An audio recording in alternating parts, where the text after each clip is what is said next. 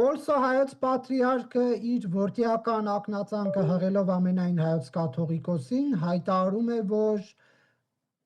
այս ամենը ինչ իրականացվում է ոչ քաղաքական գործիչներին է, ոչ էլ առանձին հոգևորականներին, այլ հրատապ ազգային եկեղեցական ժողով պիտի հրավիրվի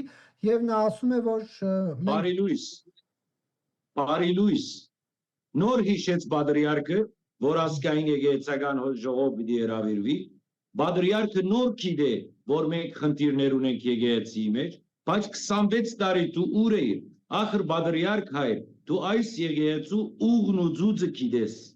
դու այնտեղ եղել ես ջեմարանի մեջ որպես դասախոս, դու այնտեղ արել ես քո եպիսկոպոսական ծերնադրությունը, դու ամեն ինչը ձալքերը գիտես այս եկեղեցու, մինչև հիմա ինչու չխոսեցիր, ինչու չպահանջեցիր, ինչու չասեցիր, որ ազգային եկեղեցական ժողով, ինչու չեք գումարել 26 տարի, հիմա նոր բարի լույս,